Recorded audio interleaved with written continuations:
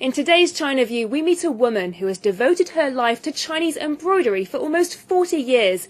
Thanks to her unique skills, she's revived fresh interest in the traditional Chinese art. Liang Shuping is passionate about Chinese imperial embroidery. Having devoted her time and effort to the skill for the past 37 years, she's developed a unique insight into the complexity of patterns, design and colour matching. There are dozens of different types of stitches employed in imperial embroidery. There is a plain stitch, an engraved scale stitch, an intertwined stitch and a spiral stitch. It can take as long as 10 years to become adept at the many skills needed to be an excellent embroiderer.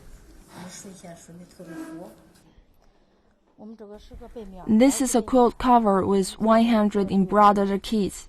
It would take 6 months to complete this, even with a team of embroiderers. The last part of the process is to embroider all of the expressions onto the faces of the children. Just one embroiderer will be asked to complete all of the expressions, so that they will all have a similar style. I think the faces look more beautiful when given a traditional style.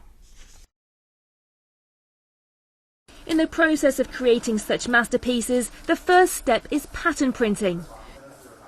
Using design sketches as a guide, the embroiderers create tiny holes using needles to form the frames of patterns onto a large sheet of wax paper.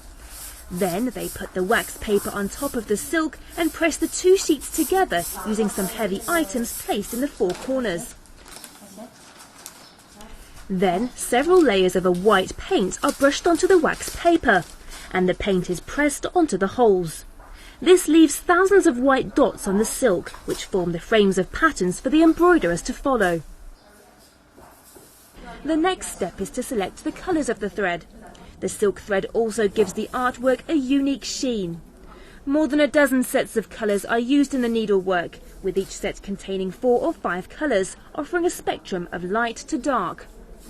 Another integral aspect to the process are the type of tools and materials necessary to complete the piece. One useful tool is this tiny needle.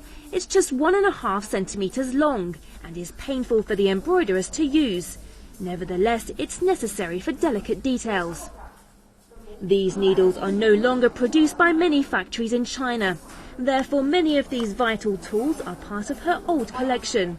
If she needs to buy more in the future, she will have to import them from abroad. One exhausting part of the embroiderer's work is to split the thread into thinner strips. The embroiderers firstly focus on the larger, less detailed areas of the piece, leaving the more delicate pieces until the end. Compared with the type of embroidery that originated from southern China, imperial embroidery is mainly used in the decoration of garments and focuses heavily on a visual decorative effect with bold and bright colours. The complex spiral stitch, which uses a gold-coloured thread, is unique to imperial embroidery. 2 thick threads of golden colour are used for the stitching and are fixed together using silk threads. The 2 lines appear to roll together in a spiral as they fill parts of the piece. The spiral stitch first originated during the making of dragon motif robes. On the robes, a golden dragon with sharp claws can be seen flying over the sea, symbolising the imperial power. The imperial needleworks follow a noble and elegant style, symbolising its high quality and unique value. From dragons, phoenixes and bats to blooming flowers, clouds, fruits and vases, each design holds special meaning, many of which carry auspicious omens. There are currently more than 100 professional embroiderers working in Liang's factory. Most of the pieces they work on have been pre-ordered from both in China and abroad. Liang is proud to say that some of her works are often exported to the international market, and she has customers in the US, Europe and Southeast Asian countries. Along with her 2 sisters, Liang learnt the imperial embroidery skills from her father, who once worked in an imperial embroidery workshop in Beijing. Liang also runs a store with her husband that sells imperial embroidery needleworks to ordinary people at affordable prices.